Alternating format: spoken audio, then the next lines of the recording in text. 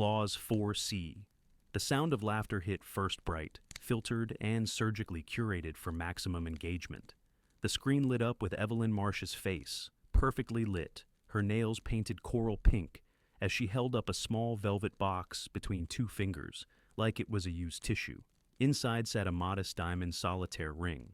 "This," she said, turning the box to the camera with a mock-serious pout, "is what budget love looks like, ladies. When he says it's not about the money, just remember, it's also not about the effort." The comment section was already a wildfire. Streams of laughing emojis, girl preach replies, and affiliate links for acceptable ring alternatives. Someone had clipped it, overlaid a trending sound and tagged it, "Woos Budget Bride." It was pinned to her page within the hour. Dan watched it all from the cab of his truck, engine off, his hands resting on the steering wheel, still smudged with oil from a hydraulic line he'd just replaced. The smell of grease clung to him, sharp and grounding. His phone screen lit his face in the dim light, the video looping again. Each time she said "budget love," the sound landed a little lower in his chest. He didn't speak, didn't blink. Just opened the Files app, navigated to a folder marked Insurance, and tapped once. Inside, a PDF labeled Prenuptial Agreement, Marsh Jock Mercer, Final.pdf, sat alongside a subfolder, Clause 4C. He opened it. The clause was highlighted in yellow, the language precise. In the event of verified infidelity or public denigration of spouse's character or commitment via digital or physical means, Clause 4C activates. All spousal support and postmarital claims shall be rendered null and void, subject to evidentiary review. He let the screen darken, the words still etched behind his eyes. But this moment, this quiet reckoning, the first breath of war, had been born over eggs Florentine and oat milk lattes on a sunlit Saturday months ago. The cafe had been her choice, naturally. Evie liked places with marble countertops and dried eucalyptus hanging in the windows. She'd ordered for both of them before he'd even sat down. "Darling, you're late," she'd said, sliding the menu aside. "Don't worry, I got you the Florentine, no bacon." Dan had nodded, offering a quiet "thanks" as he adjusted the sleeves of his work jacket, still smelling faintly of metal and coolant. Evie had already opened her phone, angling it slightly to catch the light on her cheekbones. "So," she said, eyes flicking up between scrolls, "we should talk about the paperwork." Dan didn't flinch. "What paperwork?" "The prenup," she said, like it was obvious. "I mean, my mom says it's just good sense. And let's be honest, your finances are tidy, but mine are broader." She smiled like it was a compliment. Dan reached for his water. "All right," he said. "You've already got something drafted?" "Simon's office has a template," she said breezily. "Just a few clauses, nothing nasty. It's mostly about protecting the Relate and Rise brand, keeping things clean if anything ever goes sideways." Dan looked at her then, really looked. Her eyes were bright, lips glossed, every angle camera ready. But beneath it, there was a glint of steel. Evie was always charming, but charm, he'd learned, was just another form of control. She tapped her phone screen twice. "We've got the solicitor booked for Tuesday. You'll bring your friend, what's his name? Gabe?" Dan nodded. "Yeah, he'll come." "Perfect," she said. "And don't worry, love. It's just paperwork. Doesn't mean anything unless you make it mean something." She kissed him across the table, already angling her phone for a brunch selfie. He smiled, because that's what you do when you're being photographed, even if you feel like something important just shifted beneath your feet. The solicitor's office in Clerkenwell was all glass and chrome, the kind of place that smelled like toner and lemon polish. Simon Hale greeted them with a practiced smile and offered bottled water like it was an olive branch. Gabe Ross arrived 5 minutes later, rain dampening the shoulders of his coat. He gave Dan a small nod, then sat beside him, quiet and observant. Evie breezed through the document, her signature looping elegantly across each page. She barely paused when Simon pointed to Clause 4C. "This one," Simon said, his tone still mild. "It's enforceable under current law, but only with appropriate documentation. Just so you both understand, if either party is found to have been publicly disparaging or unfaithful, it voids any claim to postmarital financial support." Evie waved her hand. "Of course. I mean, I'm not planning to cheat or start a smear campaign. It's just legalese. Simon glanced at Dan. And you're comfortable with this? Dan nodded. I am. Gabe's signature went down last, notarizing the agreement. The moment passed with a murmur of pens and a clink of Simon's Mont Blanc into its holder. The file was scanned, uploaded, and the original placed in a firm's fireproof cabinet. Outside, the rain had cleared. Dan and Gabe walked side by side to the tube station, their footsteps echoing on wet pavement. She's got a good head for optics, Gabe said finally. Dan exhaled slowly. That she does. You all right with this? Dan didn't answer immediately. Then, I'm not planning on needing it? Gabe looked at him sideways. But you made a folder anyway. Dan nodded once. Just in case. They parted with a handshake, no further words needed. Back in the truck, present day, Dan watched Evie's clip one more time. Her laugh was sharper now, shrill in his ears. He tapped the screen, pausing on the frame where she held the ring up to the light. Her expression curled in mockery. He opened the Clause 4C folder again. This time, he began dragging in files. The video, the comments, the reposts, time-stamped, archived. The ring might have been modest, but the contract was not. And unlike Evie, Dan didn't need a viral post to be seen. He just needed her to keep talking, signing. The first time Dan saw Evelyn Marsh, she was holding court at a rooftop launch party for a wellness startup that hadn't yet shipped a product. She wore a silk jumpsuit the color of bone, her smile wide enough to make brand managers believe. He was there to install lighting for the pop-up booth contractor badge tucked into his collar, hands still nicked from rewiring the junction box. She noticed him not because he stood out, but because he didn't. He listened when she spoke, didn't interrupt, didn't reach for his phone when she paused. Later, she said it was his quiet that charmed her, the way he didn't try to impress. It felt like honesty.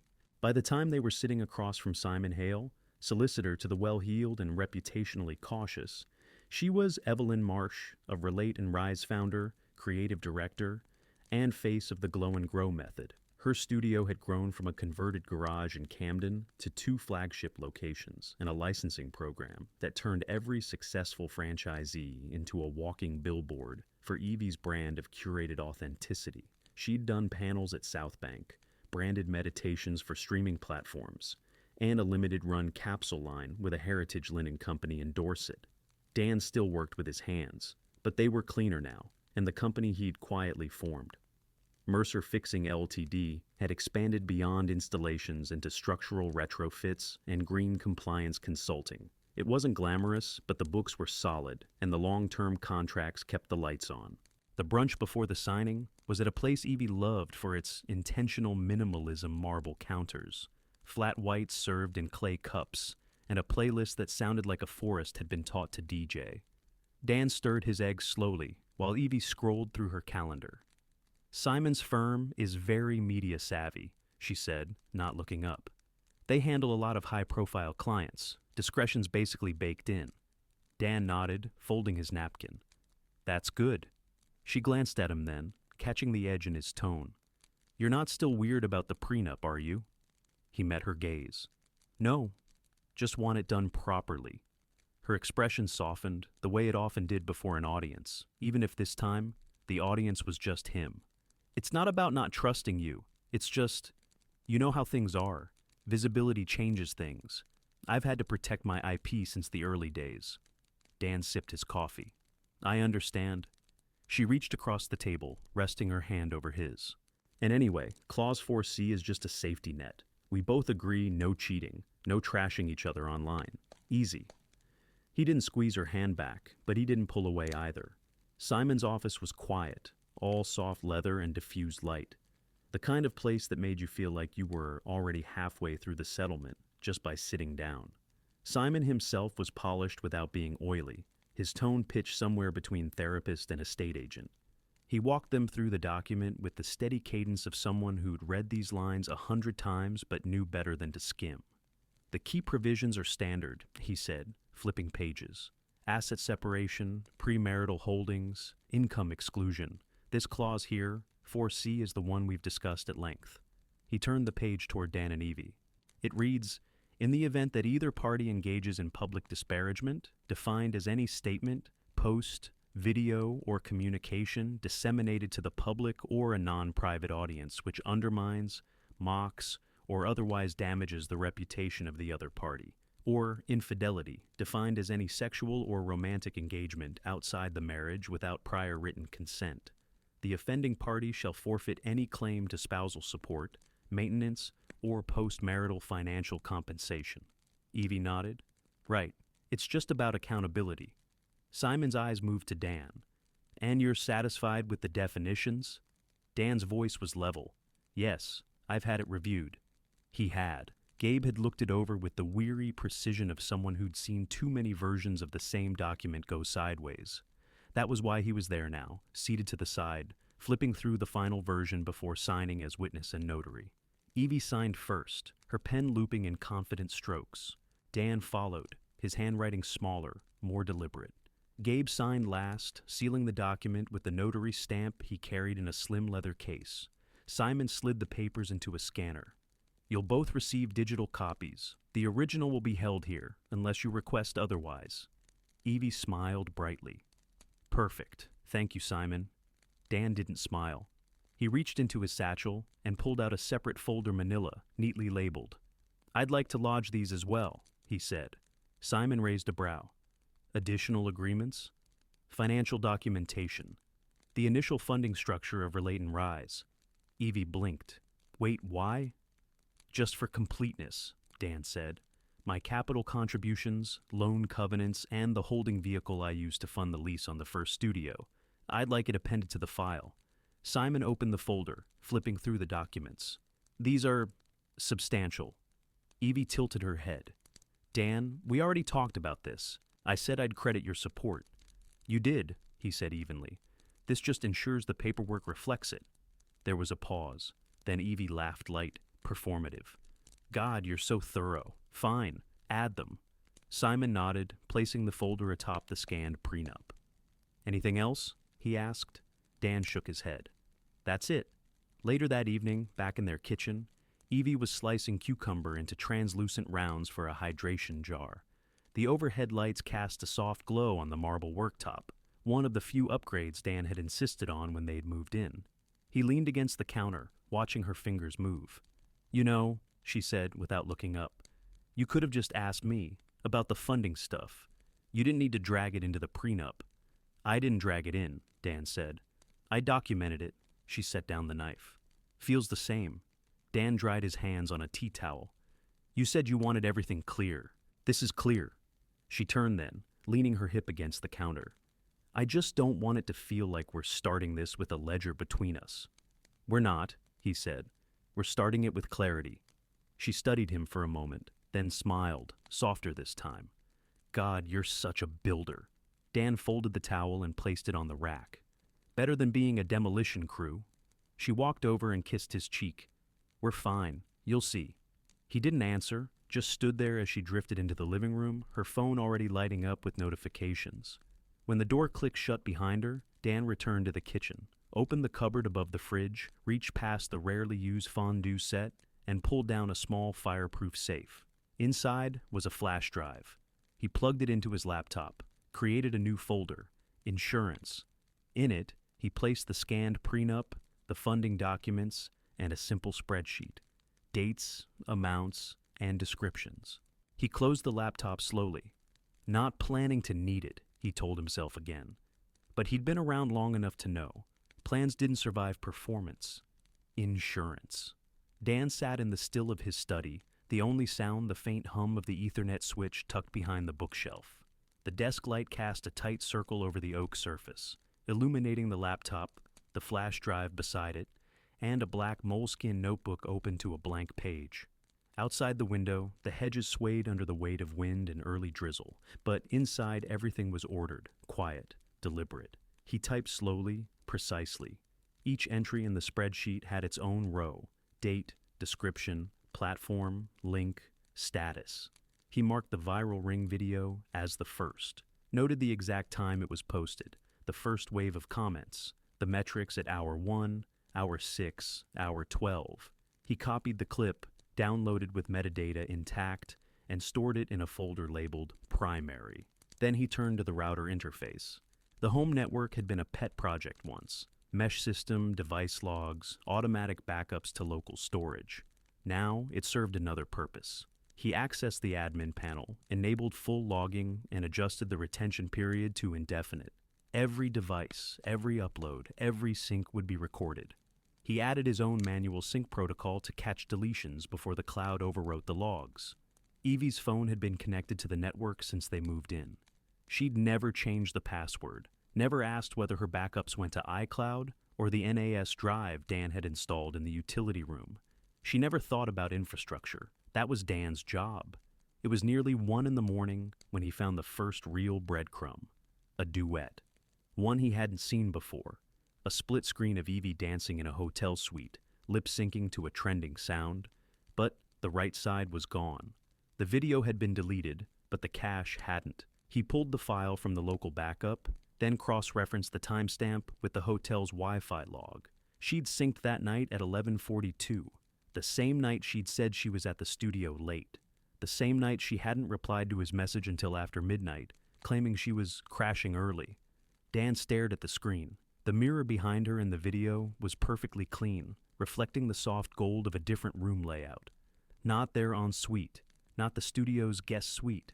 He isolated the frame and zoomed in on the reflection. There, a pair of shoes by the bed. Men's, not his. He didn't move for a full minute. Then he opened a new folder. Secondary, unconfirmed. He copied the video file, added the extracted still, then opened the moleskin and began to write. Hotel suite, time-stamped, 11:42 p.m., device, Evie's, synced via home network, deleted from public profile within 12 hours, metadata preserved. He underlined the time once, then twice. Dan reached for his phone and opened the shared calendar. That night had been blank. No events logged, no collaborations scheduled. But in her camera roll, synced silently to the NAS, there was a voice memo from earlier that day. He played it. Okay, love you, see you tonight. And remember, eyes open for brand synergy at the lobby bar, okay? Their PR lead is gonna be there. Big potential crossover. Dan replayed it twice, noting the background noise. Elevator chime, soft jazz, laughter. She hadn't been alone when she recorded it. He pulled the audio into a wave editor and marked the overlapping voices. Male, baritone, low. He didn't try to isolate it yet. That would come later. Instead, he opened his email client and began drafting a message to Gabe. Subject: chain of custody, Orange digital assets. Body: need your eyes on something, not urgent yet. Will bring drive, no copies will leave my possession. Want your view on admissibility and timeline integrity. Also, Clause 4C, interpretive threshold on denigration. He didn't send it, just saved it to drafts. The playlist came next. He opened a new folder on the drive, titled it Insurance, then within that, another Playlist. He began dragging files, the video of the ring mockery, the duet from the hotel, screenshots of comments where Evie egged on followers mocking DIY love, a now-deleted Instagram story where she'd filmed Dan asleep and captioned it, married a spreadsheet with arms. He added the voice memo. Then he opened a spreadsheet and began drafting a table of contents. Each entry had a title, a timestamp, a short summary, and a source. He noted whether it was public, private, deleted, or archived. Each one had a status: confirmed, pending, context needed. He worked until the light outside shifted from black to deep gray. At 6:15, the central heating kicked on with a low rumble. Dan rubbed his eyes, stood, and stretched. His back cracked. He walked to the kitchen, brewed coffee, black, no sugar, and stood at the window watching the garden slowly come into view. The hydrangeas were drooping under the weight of the rain. He thought of Evie's last story post, her in a yoga pose, captioned, "Letting go of what doesn't serve." Thousands of likes. Dan sipped his coffee. Then he returned to the study. He opened the folder again, looked at the still from the hotel mirror. Those shoes, that timestamp. This was the moment. Dan sat alone in the quiet, stared at the reflection. That line, married a spreadsheet with arms. Old self-quiet, forgiving, hopeful died when he saw the shoes by the bed. Not imagined, not suspected, documented, time-stamped, synced, no more benefit of the doubt, no more waiting to be asked if something was wrong. Only one question now, not if she pays, but how precisely. Something inside broke, but broken things make sharp edges.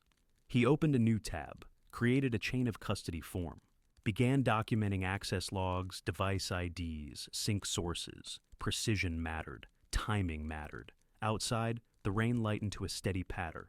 Inside, Dan kept working. The builder who would have patched, forgiven, explained, was gone. What remained was colder, sharper, certain. Clause 4C. The clip hit just after noon. Dan was in the garage, under the Land Rover, wrench in hand, when his phone buzzed once, just once, but enough. He slid out, wiped the grease from his fingers, and picked it up. Evie's voice, bright as ever, echoed from the screen. "Ladies, tell me you've never been proposed to, with a ring that looks like it came out of a cereal box." Laughter. Her laughter.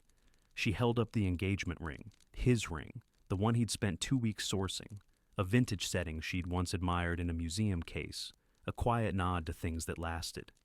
"It's giving budget love," she said, pouting for effect. The left half of the screen was her, flawless and glowing, hair curled just so. The right half was a duet someone else's, spliced in, fake gasps and dramatic choking sounds, a cascade of emojis. The comments were already thousands deep. Dan stared at the ring on the screen, his ring, and then at his hand. It was still faintly indented, the skin slightly paler where he'd worn it. He didn't speak, just walked back inside, washed his hands in scalding water, and sat down at his desk. He opened the folder labeled Insurance. Inside, everything was orderly, date-stamped, categorized. He clicked New Project in the editing software and dragged in the clip. Then he opened the PDF, page 3, clause 4C.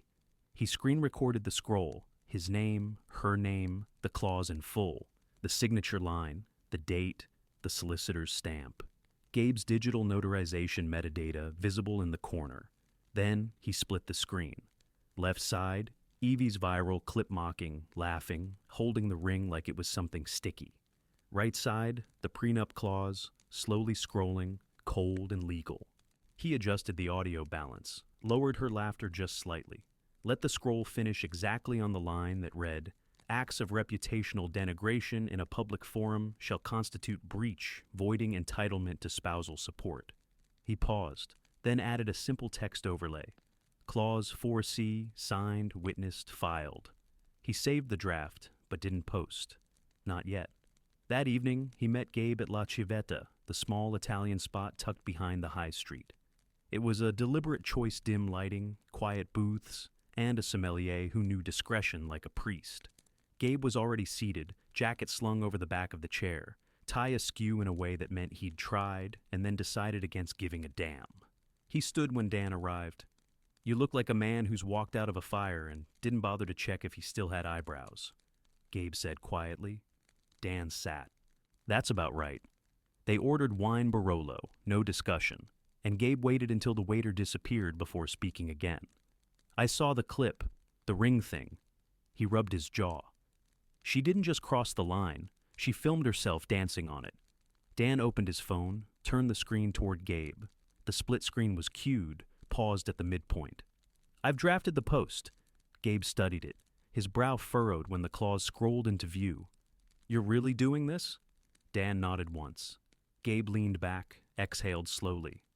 "You're aware that once this goes up, it doesn't come down. She'll be crucified." She filmed herself lighting the match. "I notarized that document." Gabe's voice was quieter now. "I was there. I watched her sign it. I stamped it. I joked about it even, remember? Clause 4C sounds like a Bond villain clause." Dan said nothing. Gabe leaned forward, elbows on the table. "Dan, I'm not saying she doesn't deserve consequences, but I need to say this out loud. Once this is public, it's not just between the two of you anymore. Brands will run, boards will panic, her whole public world, it will collapse." Dan's gaze didn't waver. "That's the point." The wine arrived. Neither touched it. Gabe reached across the table, hand closing over Dan's wrist. "If you do this, there's no going back. You'll lose any chance of private resolution. You'll be the man who ruined Evie Marsh's brand in front of 4 million followers. Dan looked at Gabe's hand. Years of friendship, of shared cases, late nights, dark jokes, about to fracture. I know. Then don't, Gabe said. Take a breath. Let Simon mediate. Let her make it right privately. Dan pulled his hand back, opened the app. The post was still there. Unpublished, waiting, finger hovering. Gabe stood, chair scraping. He looked like he'd aged 5 years. I can't watch you do this. Dan's voice was low. You don't have to. Gabe walked to the door, stopped. I'll be there, but I won't lie for you. I'm not asking you to. The door clicked shut behind him. Dan sat alone at the table. The builder, the man who'd patch things, who'd wait for understanding, who'd try one more time, was gone. What remained was cold, precise. He pressed publish. The app blinked once, then confirmed, uploaded, live. It took less than 5 minutes. He watched as the view count ticked up. Hundreds, then thousands, then tens of thousands. His phone rang. Simon? He declined the call. Another buzz. This one from the studio manager at Relate and Rise. A message preview.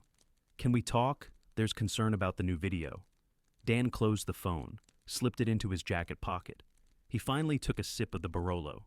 It was rich, dark, laced with something bitter.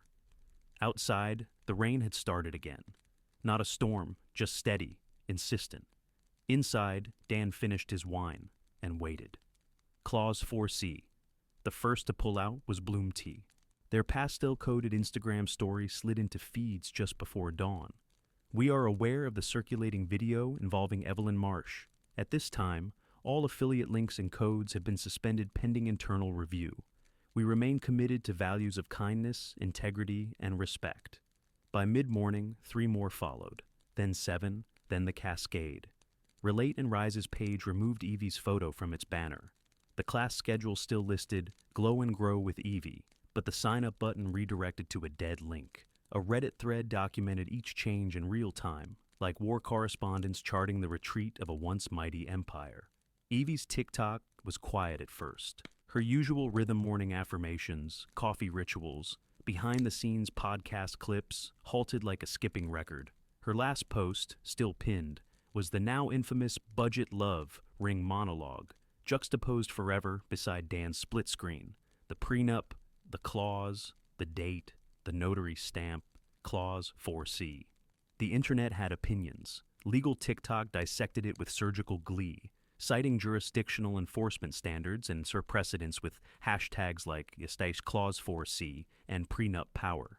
A British barrister in a cravat made a 30-second explainer that went viral. If this was signed and notarized in England and Wales, and includes a denigration clause with spousal support tied to moral conduct, well, it's not just enforceable, it's devastating.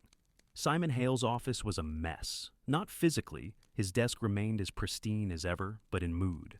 The phones didn't stop. Assistants slipped in and out like shadows, whispering updates. Simon's tie was loosened, his jacket slung over the back of his chair. He stared at the printout of the clause, the highlighted lines, the date, the signatures. Jesus Christ, Dan, he muttered. Dan sat across from him, silent. His posture was straight, hands folded, expression unreadable. Simon tossed the printout onto the desk. You understand this isn't just personal fallout. This is a reputational implosion. Her sponsors, her brand board, even the podcast network, they're all running scared. No one wants to be associated with a woman publicly accused of violating a denigration clause on video. Dan didn't respond. Simon leaned forward. This could go to arbitration. It will, if she contests it. You've set in motion something that doesn't just end with a ruling. It ends with her career in shards. Dan met his gaze. I'm aware. Simon exhaled. She'll counter, probably with emotional distress, maybe breach of privacy, though it won't stick. But the public nature of your duet, it's surgical. You didn't say a word. You just showed the paper. Let the world draw its own conclusions. Dan nodded once. She drew them first. Simon looked like he wanted to argue, but didn't. He pinched the bridge of his nose. You could still settle, quietly. Draft a consent order, waive enforcement, let her keep face. I can open that door. Dan's voice was level. I'm not interested in face saving. The silence that followed was thick. Simon finally said, "Then I'll need full documentation. Everything. The original files, metadata logs, the iCloud backups, timestamp screenshots. If she challenges it, we need to be airtight." Dan reached into his satchel and pulled out a thin black drive. "It's all here, organized by date, foldered by category, redundant copies off-site." Simon took it like a man accepting a loaded weapon. "You've been planning this for a while." Dan didn't blink. "Since the hotel mirror photo." Simon flinched. "That was over a year ago." Dan stood. "Yes. At Evie's house, the blinds were drawn.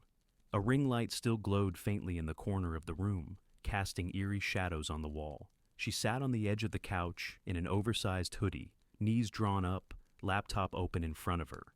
The comments hadn't stopped. Some were supportive, many were not. She'd deleted the ring video, too late. It had been clipped, saved, reposted, dissected.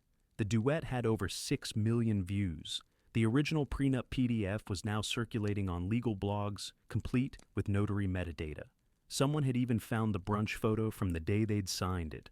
Evie smiling in gold hoops, Dan beside her, gaze steady. She went live. Eyes red, voice shaking, she began, "Hi everyone, I know there's been a lot of talk, and I just want to say I never meant to hurt anyone. I'm human, I make mistakes, but some things have been taken out of context, and this wasn't meant to be public. Our marriage was real. It meant something to me." The chat rolled fast. Some messages were sympathetic, others were brutal. She wiped her eyes. "I shared that video because I was processing pain. I was trying to be honest about heartbreak, not cruel. I never imagined it would be used against me like this. A chime, notification. Another brand had removed her code. She broke. Not with a scream, but a slow collapse. Shoulders folding inward, breath catching, hands trembling. She closed the laptop midstream. Diane Marsh called Dan that evening. He was in the kitchen, slicing into an apple, the peel curling off in a single red ribbon. She didn't bother with pleasantries. "Daniel," she said, "it's gone too far." He paused, knife hovering. "She's unraveled," Diane continued. "The brands are pulling out. The trustees at the Wellness Fund are convening an emergency vote to suspend her seat. You've made your point." Dan resumed slicing. "I didn't make the clause. She signed it. You could have enforced it privately. Instead, you staged a public execution." He said nothing. Diane's voice softened. "I'm not calling to scold you. I'm calling to offer terms, quiet ones." She'll step back, issue a formal apology, relinquish some control of the studio. In exchange, you waive enforcement and stop the bleeding. Dan finished the apple. "You're not her solicitor." "No," Diane said. "I'm her mother, and I know what shame does to people." He let that hang. Then, "She's always been good at performance." There was a pause. "She's not performing now." Dan tossed the apple core in the bin. "Then maybe she's finally being honest." Diane's voice cracked just slightly. "What do you want, Daniel?" Dan stared out the window. The rain had returned light, persistent. "I want her to understand what it means when words matter, when contracts mean something, when actions have consequences." "She already does." "No," Dan said quietly. "Not yet." The line went dead. That night, Gabe sent a one-word text. "Still standing?" Dan replied, "Barely." A pause. Then, "You knew it would be like this?" Dan typed, then deleted, then typed again. "I hoped it would be cleaner." He didn't get a reply. The next morning, Clause 4C trended again. A celebrity divorce lawyer did a podcast segment. "It's rare," she said, "but enforceable in some jurisdictions. The key here is documentation. He didn't accuse, he presented. That's the difference." Another commentator called it the quietest public reckoning in influencer history. Dan didn't post again. No follow-up, no statement, just silence. But the duet remained pinned, and the numbers kept climbing. In the stillness of his house, Dan sat at the table where he'd first opened the folder. The ring box lay closed beside his coffee. He didn't open it, didn't need to. The clause had spoken, the world had listened, and now he waited again. Not for justice, not for vindication, just for the dust to settle. Enforcement. The conference room was neutral by design gray walls, frosted glass, filtered light that gave no warmth. Dan sat at one end of the long table, hands folded, a legal pad in front of him, though he hadn't written a thing. Simon Hale sat beside him, sleeves neatly rolled, pen capped, and set precisely parallel to his phone. Across from them, Evie was silent. Her solicitor, a compact woman with clipped vowels and a weary expression, spoke first. "We acknowledge the clause's enforceability within this jurisdiction. The tribunal's ruling is binding. My client will not appeal." Simon nodded once, polite but unmoved. "Then we'll proceed with the asset reallocation, as per the terms of the agreement." The solicitor slid a folder forward. "Here are the signed waivers and transfer authorizations. Her studio shares have been reassigned to the holding vehicle listed in the loan covenant addendum. The board has been notified."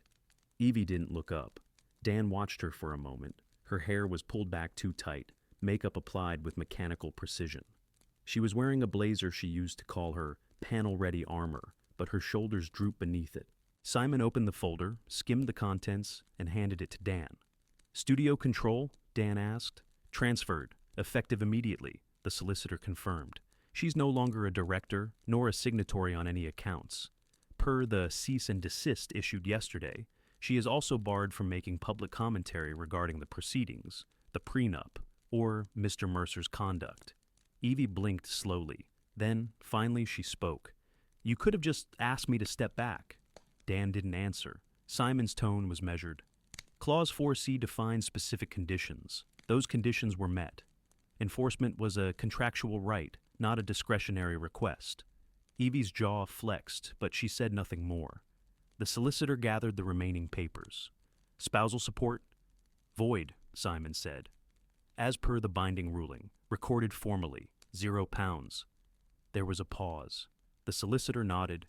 Evie looked away, out the window, where only the side of another building was visible. "You've made your point," she murmured. Dan closed the folder, stood. "No," he said. The point made itself. Simon gathered his things with quiet efficiency. As they stepped out into the corridor, Gabe was waiting. He didn't speak until they reached the lift. "Studio's been accessed, passwords changed, locks rekeyed. IT confirmed her accounts were logged out at midnight." "Board informed?" Simon asked. "Unanimous vote this morning. The covenant and the funding agreement triggered automatically. You're listed as controlling shareholder through the vehicle." Dan nodded. Gabe hesitated. "You want to come with me? Thought you might want to see it." Dan considered. Then, "No, that place was hers. Let her see what it looks like when it isn't." Evie arrived at Relate and Rise that afternoon. The front door code blinked red. She tried again. Then again. A staffer passing by offered a wary smile, then quickly looked away. Inside, the reception area was quiet. The digital welcome board still showed her name, founding director Evelyn Marsh, but the light behind it flickered, uncertain. The studio manager approached.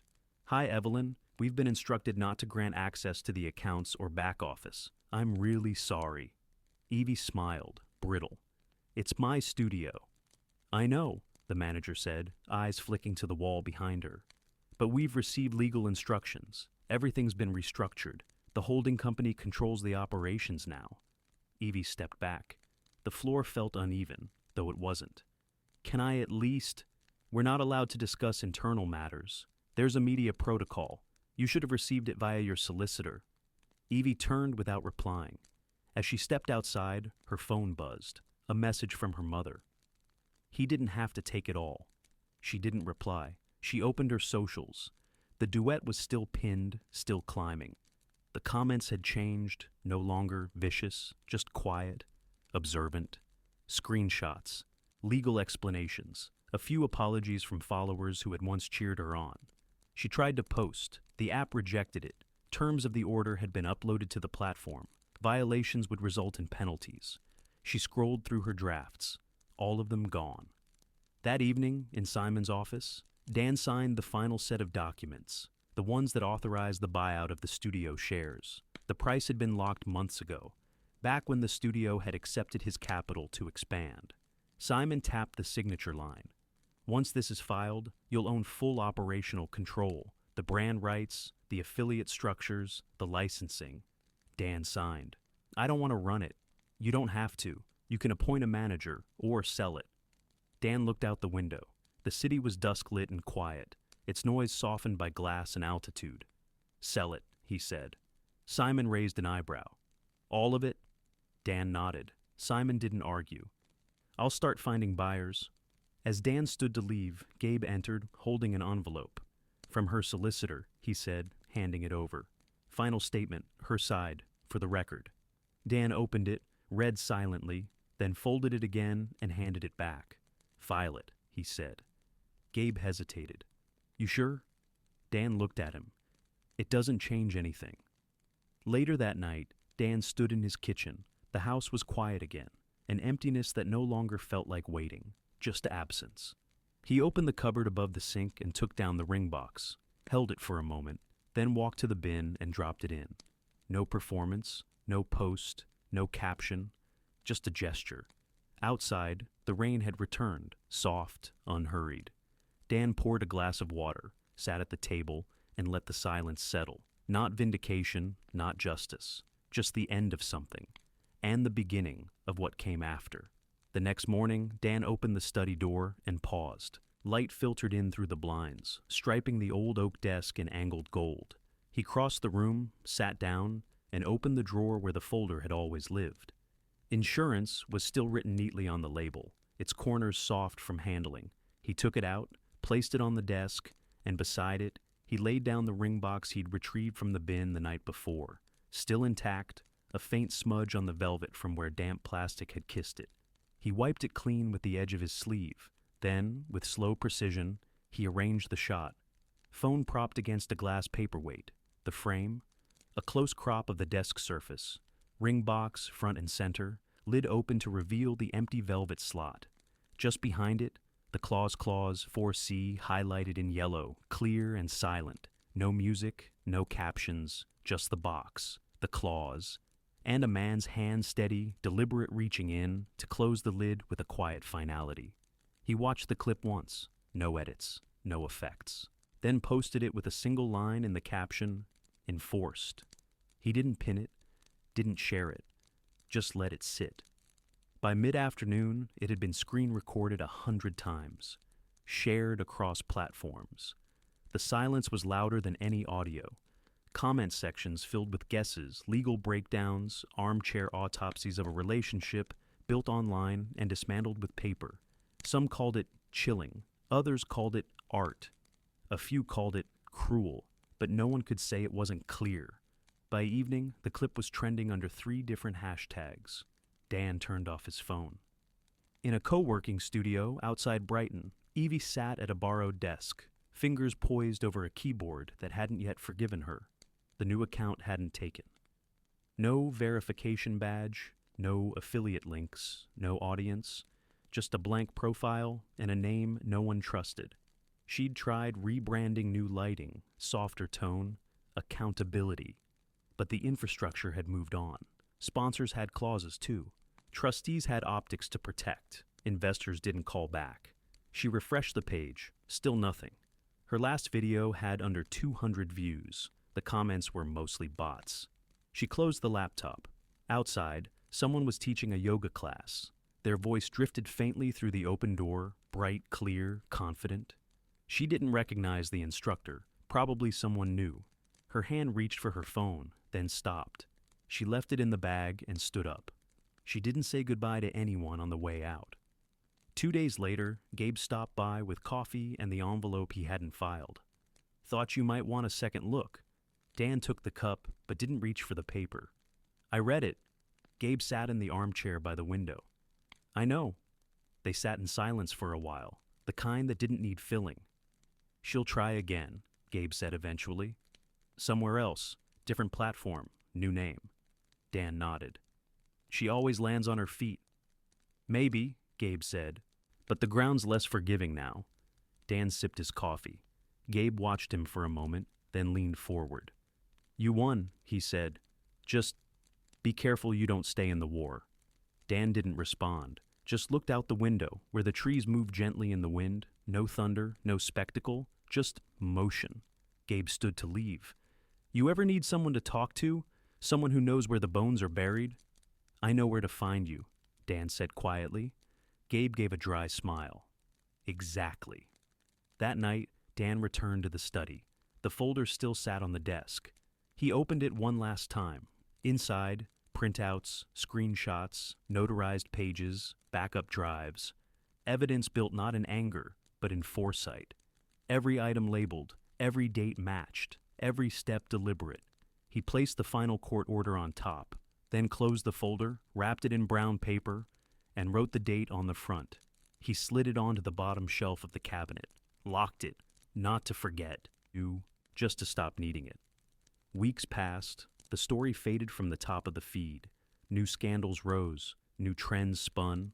The duet still surfaced now and then, usually when someone stitched it with commentary or tried to parse the silence. But Dan didn't check anymore. He sold the house, quietly, moved to a smaller place by the coast. No garden, but a view of the sea. The kind of place where no one asked questions unless you offered answers first. He took up walking, long, solitary paths along the cliffs. The kind of wind that cut straight through but didn't judge. He kept the tool shed, though, converted it into a workroom, repaired old radios, sharpened chisels, revarnished wood. Some things were worth fixing, even if no one saw the effort. One afternoon, a letter arrived from Diane Marsh, typed, formal, but not cold. She wrote of legacy, of optics, of paths forward. Not apologies, exactly.